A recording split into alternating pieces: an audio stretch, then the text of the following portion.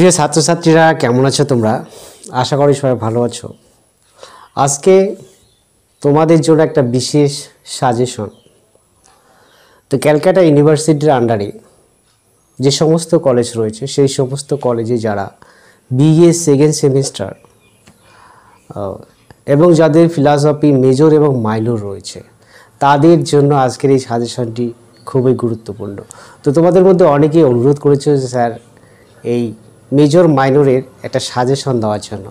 Already তোমাদের এই ক্যালকাটা ইউনিভার্সিটির বিএ সেকেন্ড সেমিস্টার মেজর মাইনরের যে সিলেবাস সেটা আমি আপলোড করে দিয়েছি।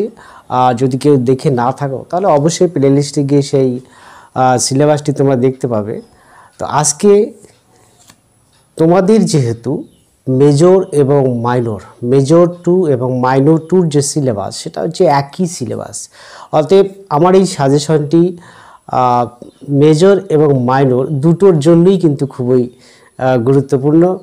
তোমরা যদি এই সাজেশনটি ফলো করে কিছু কোশ্চেন এবং তার উত্তর রেডি করে রাখো তাহলে তোমাদের আর পরীক্ষার কোনো সমস্যা হবে না।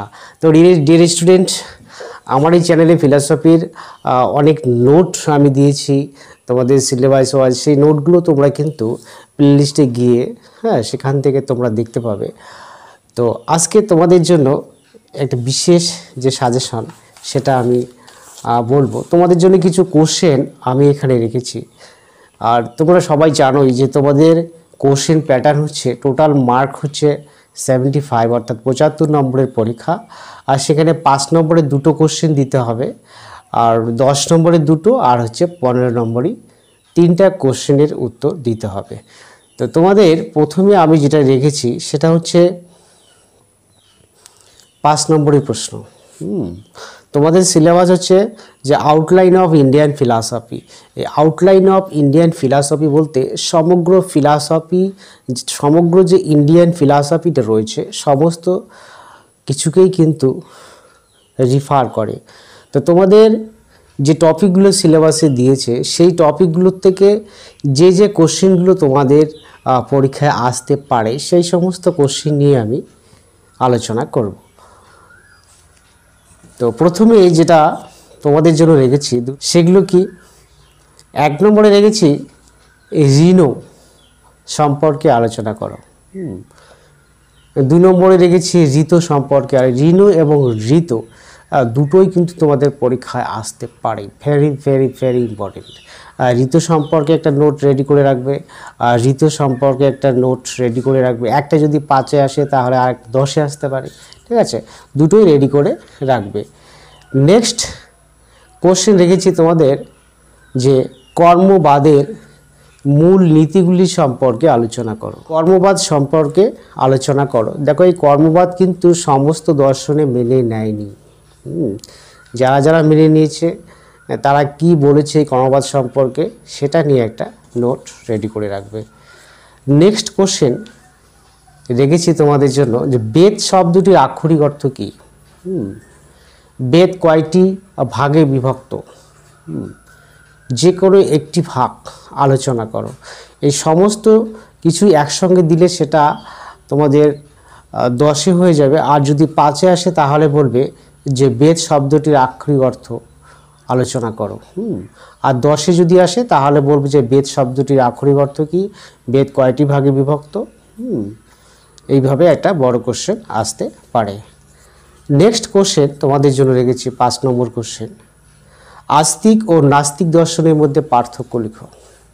আমরা জানি সমগ্র ভারতীয় যে দর্শনটা রয়েছে দুটো ভাগে বিভক্ত, একটা হচ্ছে আস্তিক দর্শন আর একটা নাস্তিক দর্শন।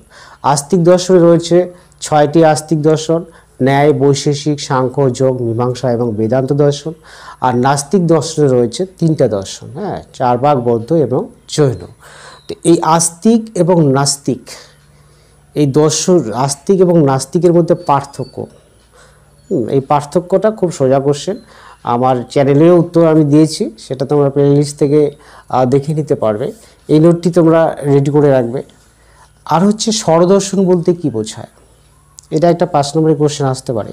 স্বরদর্শন দেখো যে ভারতীয় দর্শনের যে 6টি আস্তিক দর্শন রয়েছে, ন্যায়, বৈশেষিক, সাংখ্য, যোগ, মীমাংসা, বেদান্ত, এই 6টি দর্শনকে একসঙ্গে বলা হয় স্বরদর্শন। ঠিক আছে। নেক্সট কোশ্চেন তোমাদের জন্য রেখেছি যে জীবন মুক্তি সম্পর্কে আলোচনা করো। জীবন মুক্তি, মুক্তি হচ্ছে দুই প্রকার, হ্যাঁ, জীবন মুক্তি এবং বিধেয় মুক্তি। তবে জীবন মুক্তি এবং বিধেয় মুক্তি দুটোই কিন্তু ভালো করে পড়বে, দুটোই রেডি করে রাখবে। নেক্সট কোশ্চেন, নির্বাণ কি? এটা মুক্তিরই একটা, এটা নির্বাণ হচ্ছে এক প্রকার মুক্তি, সেটা বৌদ্ধ দর্শনে স্বীকার করা হয়েছে। নির্বাণটাও ভালো করে পড়বে। এছাড়াও অষ্টাঙ্গিক মার্গটা একটু দেখে নিও তো, অষ্টাঙ্গিক মার্গ আর হচ্ছে অষ্টাঙ্গ যোগ, এই কোশ্চেন দুটো দেখে নিও। আর 10 নম্বরে তোমাদের জন্য রেখেছি যে ভারতীয় দর্শন কি দুঃখবাদী দর্শন, বা ভারতীয় দর্শনকে কি দুঃখবাদী দর্শন বলা যায়, আলোচনা করো। এটা কিন্তু খুব ইম্পর্টেন্ট একটা কোশ্চেন। আর আসতে পারে যে ভারতীয় দর্শনকে ভারতীয় দর্শনকে কি হিন্দু দর্শন বলা যায়, এটা একটা কোশ্চেন। এই দুটো কোশ্চেন কিন্তু খুবই ভেরি ভেরি ইম্পর্টেন্ট, হ্যাঁ, এই দুটো কোশ্চেন একদম রেডি করে রাখবে। নেক্সট হচ্ছে, তো এই হচ্ছে মোটামুটি 10টার মতো আমি কোশ্চেন রেখেছি। 5 নম্বরের কোশ্চেন, এই কয়েকটা কোশ্চেন একদম খুব সুন্দর করে রেডি করে রাখবে এবং সেগুলো পড়বে। আশা করি এর মধ্যে থেকে তোমরা কমন পেয়ে যাবে। এইখানে আরেকটা জিনিস রাখবে মাথায়, সেটা হচ্ছে যে ভারতীয় দর্শনের যে প্রমাণ তত্ত্ব রয়েছে, হ্যাঁ, কোন দর্শনে কটা প্রমাণ স্বীকার করা হয়েছে। ভারতীয় দর্শনে মোট কয়টি প্রমাণ স্বীকৃত? দেখো, ভারতীয় দর্শনে মোট 6টি প্রমাণ স্বীকৃত। কি কি? প্রত্যক্ষ, অনুমান, উপমান, শব্দ, অর্থাপত্তি এবং অনুপলব্ধি। হ্যাঁ, এই 6টা যে প্রমাণ, হ্যাঁ, এবার কোন দর্শনে কটা প্রমাণ স্বীকার করা হয়েছে সেটা অবশ্যই জেনে রাখবে। চারবাক দর্শনে 1টি, বৌদ্ধ দর্শনে 2টি, জৈন দর্শনে 3টি, ন্যায় দর্শনে হচ্ছে 4টি, বৈশেষিক দর্শনে 2টি। এইভাবে কোন দর্শনে কটা প্রমাণ স্বীকার করা হয়েছে সেটা অবশ্যই কিন্তু জেনে রাখবে। আর এই প্রমাণ সম্পর্কে কোন দর্শনে কটা স্বীকার করা হয়েছে এর ভিডিও আমি কিন্তু আপলোড করেছি, প্লেলিস্ট থেকে দেখতে পারবে। আর নেক্সট হচ্ছে 10 নম্বরই কোশ্চেন, দুটো দিতে হবে। তো তোমাদের জন্য এখানে আমি কয়েকটা কোশ্চেন রেখেছি, মেজর মাইনর সবাই পড়বে, হ্যাঁ, কমন আশা করি কমন পেয়ে যাবে। 1 নম্বরে রেখেছি বর্ণাশ্রম ধর্মের স্বরূপ ব্যাখ্যা করো। বর্ণাশ্রম ধর্ম এর স্বরূপ ব্যাখ্যা করো, বা বর্ণাশ্রম ধর্ম সম্পর্কে আলোচনা করো, বা বর্ণাশ্রম ধর্মের বৈশিষ্ট্যগুলি লিখো, এভাবে আসতে পারে। 2 নম্বরে রেখেছি পুরুষার্থের স্বরূপ। এই পুরুষার্থটাও কিন্তু ইন্ডিয়ান ফিলসফির ইন্ট্রোডাকশনে রয়েছে, অতএব এই টপিকটাও কিন্তু তোমরা রেডি করে রাখবে। ঠিক আছে। পুরুষার্থের স্বরূপ ব্যাখ্যা করো, বা পুরুষার্থ কয়টি, কী কী, যে কোনো একটি পুরুষার্থ ব্যাখ্যা করো। পুরুষার্থ কয়টি বলো তো? 4টা, তাই না? ধর্ম, অর্থ, কাম এবং মোক্ষ। এই 4টা পুরুষার্থের মধ্যে যে কোনো একটা আলাদা করে দিতে পারে, আবার বলতে পারে যে পুরুষার্থের বলতে কী বোঝায়, 4টি পুরুষার্থের মধ্যে যে কোনো একটি পুরুষার্থ আলোচনা করো, এভাবেও আসতে পারে। অতএব তোমাদের 4টা পুরুষার্থই কিন্তু রেডি করে রাখতে হবে। ওকে, নেক্সট আমরা চলে আসি যে ভারতীয় দর্শনের বৈশিষ্ট্যগুলি লিখো। দেখো, টোটাল ভারতীয় দর্শনে কিছু বৈশিষ্ট্য রয়েছে, এই বৈশিষ্ট্যগুলো কিন্তু খুব ইম্পর্টেন্ট। এই ভারতীয় দর্শনের বৈশিষ্ট্য নিয়ে তোমরা একটা নোট তৈরি করে রেডি করে রাখবে। নেক্সট কোশ্চেন হচ্ছে আত্মার স্বরূপ ব্যাখ্যা করো। দেখো, এই আত্মা সম্পর্কীয় আলোচনা কিন্তু ভারতীয় দর্শনের একটা মুখ্য আলোচনা। হ্যাঁ, এই আত্মার স্বরূপ, আত্মা কোন দর্শনে স্বীকার করেছে, কোন দর্শনে স্বীকার করেনি, হ্যাঁ, এই আত্মা সম্পর্কে একটা নোট কিন্তু রেডি করে রাখবে। নেক্সট হচ্ছে যে যেহেতু তোমাদের সিলেবাসে রয়েছে যে 9টা দর্শন, 9টা দর্শনের যে কিছু সাধারণ বৈশিষ্ট্য রয়েছে কিন্তু, আর সেই বৈশিষ্ট্যগুলি সম্পর্কে কিন্তু অবশ্যই জেনে রাখবে।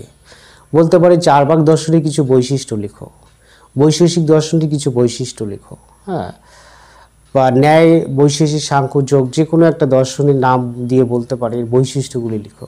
হ্যাঁ, অতএব তোমাদের এই প্রত্যেকটা দর্শনে কিছু সারমর্ম কিন্তু তোমাদের জেনে রাখা খুব দরকার। নেক্সট হচ্ছে যেটা রেখেছি যে এই জড়জগতের উৎপত্তি, এই জগতের উৎপত্তি সম্পর্কে জানতে হবে। যেমন চার্বাক দর্শন জগতের উৎপত্তি সম্পর্কে জীবজগৎ বলো আর জড়জগতই বলো, হ্যাঁ, তাদের যে মতবাদ সেটা হচ্ছে জড়বাদ। বলতে পারে জগতের উৎপত্তি সম্পর্কে জড়বাদের মূল কথা লিখো, বা জড়বাদ সম্পর্কে আলোচনা করো, এটা আসতে পারে। বা বলতে পারে যে জগতের উৎপত্তি সম্পর্কে পরমাণুবাদ, বৈশেষিক পরমাণুবাদ ব্যাখ্যা করো, এটাও খুব ইম্পর্টেন্ট। ঠিক আছে, তাহলে এইভাবে কিন্তু তোমাদের কোশ্চেনগুলো আসতে পারে। নেক্সট হচ্ছে তোমাদের জন্য যে মোটামুটি এই কয়েকটা হচ্ছে 10 নম্বর কোশ্চেন, টোটাল 6টা কোশ্চেন আমি বললাম। এখান থেকে তোমরা অবশ্যই কিন্তু কমন পাবে। 100% আমি বলবো না, কারণ যেহেতু আমি কোশ্চেন করবো না, অতএব 100% আমি বলবো না, আমি বলবো যে 99.99999। ঠিক আছে, আশা করি কমন পেয়ে যাবে। নেক্সট হচ্ছে যে 15 নম্বরই কোশ্চেন, হ্যাঁ, তোমাদের 3টা দিতে হবে। এখানে তোমাদের জন্য 1 নম্বরে যে কোশ্চেনটা আমি রেখেছি সেটা হচ্ছে যে ভারতীয় দর্শনে বিভিন্ন সম্প্রদায়গুলির সাধারণ বৈশিষ্ট্যগুলি লিখো। হ্যাঁ, এটা কোশ্চেনটা কিন্তু খুব বড় হবে। যত দর্শন রয়েছে তার সাধারণ যে বৈশিষ্ট্যগুলো, সেই বৈশিষ্ট্যগুলো সম্পর্কে তোমাকে জানতে হবে। নেক্সট কোশ্চেন হচ্ছে ভারতীয় দর্শনের মুক্তির স্বরূপ ব্যাখ্যা করো। বা এই কোশ্চেনটাই ঘুরিয়ে বলতে পারে যে ভারতীয় দর্শনের মূল লক্ষ্য কী তা ব্যাখ্যা করো। দেখো, ভারতীয় দর্শনের মুখ্য যে মূল লক্ষ্য হচ্ছে মুক্তি লাভ বা মোক্ষ লাভ। তো সেই মুক্তি বা মোক্ষ সম্পর্কে আলোচনা করো। এটা very very very very important একটা কোশ্চেন। এই কোশ্চেনটা এই মুক্তির স্বরূপ সম্পর্কে আলোচনা করো, এটা অবশ্যই কিন্তু রেডি করে রাখবে। তবে মুক্তি বলতে ইউনিভার্সাল একটা কনসেপ্ট রয়েছে, আর বিভিন্ন সিস্টেমে বিভিন্ন সম্প্রদায়ে তারা কিন্তু আলাদা আলাদাভাবে ব্যাখ্যা করেছেন। এক্ষেত্রে কিন্তু তোমাদের নির্দিষ্ট করে আসার সম্ভাবনাও রয়েছে। বলতে পারে যে চার্বাকটাকে মুক্তি স্বীকার করেছেন, কেন তারা স্বীকার করেন? ন্যায় দর্শনে মুক্তি স্বরূপ ব্যাখ্যা করো। বা বৌদ্ধ দর্শনের মুক্তি, যাকে তারা নির্বাণ বলেছেন, হ্যাঁ, সেই বৌদ্ধ দর্শনের মুক্তি সম্পর্কে আলোচনা করো।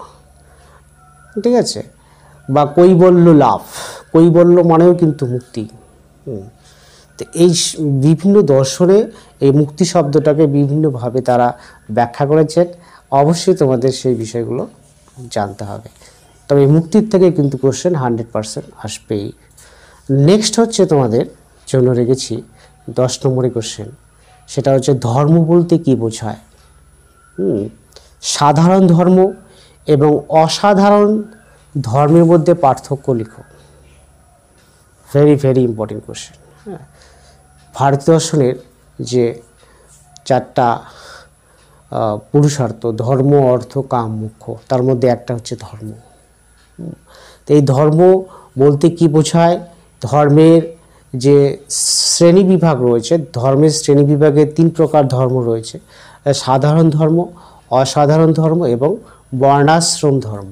ঠিক আছে, এখানে তোমাদের আমার যেটা মনে হচ্ছে যে বর্ণাশ্রম ধর্মটা হয়তো 5 বা 10 দিতে পারে, আর তোমাদের 15 নম্বরে কিন্তু সাধারণ ধর্ম এবং অসাধারণ ধর্মের মধ্যে পার্থক্য লিখো। এটা কিন্তু আমার মনে হচ্ছে যে এরকম করে আসতে পারে। নেক্সট হচ্ছে যে ভারতীয় দর্শনের উৎপত্তি রূপে, the source of Indian philosophy, ভারতীয় দর্শনের উৎপত্তি রূপে বেদ এবং উপনিষদের ভূমিকা লিখো। এই যে ভারতীয় দর্শন, আমাদের যে ভারতীয় দর্শনের যে উৎপত্তি হয়েছে, কি থেকে হয়েছে? বেদ উপনিষদ থেকে হয়েছে। এই যে বেদ এবং উপনিষদ, হ্যাঁ, এর যে ভূমিকা এই দর্শনের উৎপত্তির ক্ষেত্রে, সেটা কিন্তু তোমাদের একটা খুব ইম্পর্টেন্ট একটা কোশ্চেন। এই বিষয়ে একটা নোট রেডি করে রাখবে। নেক্সট হচ্ছে তোমাদের জন্য রেখেছি যে নাস্তিক দর্শনগুলি কি কি আসতে পারে পরীক্ষায়। হ্যাঁ, নাস্তিক দর্শনগুলি কি কি, যে কোনো একটি নাস্তিক দর্শনের বৈশিষ্ট্য লিখো। আমরা জানি নাস্তিক দর্শন কয়টি, 4 ভাগ দর্শন, বৌদ্ধ দর্শন এবং জৈন দর্শন। হ্যাঁ, 3টার মধ্যে যে কোনো একটা বলতে পারে বা নাম ধরেও বলতে পারে। নেক্সট কোশ্চেন রেখেছি যে আস্তিক দর্শনগুলি কি কি, যে কোনো 2টি আস্তিক দর্শনের বৈশিষ্ট্য লিখো। এভাবেও আসতে পারে। তো মোটামুটি এইভাবে তোমাদের আমি কয়েকটা কোশ্চেন দিলাম। এই কোশ্চেনগুলো আমার মনে হচ্ছে যে তোমরা অবশ্যই কোশ্চেনগুলো অবশ্যই কমন পাবে। আর তবে এই সাজেশনের উপরেই সম্পূর্ণ ডিপেন্ড করবেন না, আমি বলছি এগুলো জাস্ট আমার মনে হচ্ছে যে কোশ্চেনগুলো আসবে। তোমরা অবশ্যই এই কোশ্চেনগুলো সাথে রেখে আরও বেশি করে পড়ার চেষ্টা করবে, তাহলে দেখবে যে আর কোনো সমস্যা হবে না। তবে বেসিক্যালি মনে হচ্ছে যে এই কোশ্চেনগুলো যেগুলো আমি দিয়েছি একদম বেছে খুব ইম্পর্টেন্ট কোশ্চেনগুলো আমি দিয়েছি। আশা করি এই কোশ্চেনগুলো ফলো করলে তোমাদের কোনো সমস্যা হবে না। আর দরকার হলে তোমরা একটু বেশি করে পড়ার চেষ্টা করবে। আর সমস্ত ভারতীয় দর্শনের সমস্ত দর্শন সম্পর্কে একটা বেসিক কনসেপ্ট তোমাদের নিয়ে পরীক্ষায় বসতে হবে। তো ডিয়ার স্টুডেন্ট, এই হচ্ছে আজকের সাজেশন। তো কেমন লাগলো ভিডিওটি, যদি ভালো লেগে থাকে অবশ্যই কমেন্ট বক্সে একটা থ্যাঙ্কস জানাবে। আর যদি তুমি আমার চ্যানেলে নতুন হও অবশ্যই চ্যানেলটি সাবস্ক্রাইব করে নিও। আর যারা সাবস্ক্রাইব করেছো তাদের জন্য অসংখ্য ধন্যবাদ। যদি কোনো কোশ্চেনের দরকার, কোশ্চেনের উত্তরের কোনো সমস্যা হয় অবশ্যই কমেন্ট বক্সে বলবে, সেই প্রশ্নের উত্তর আমি দেওয়ার চেষ্টা করব। আর আজকের আলোচনা এই পর্যন্তই। সবাই ভালো থেকো, সবার পরীক্ষা ভালো হোক এইটুকু আশা রাখছি।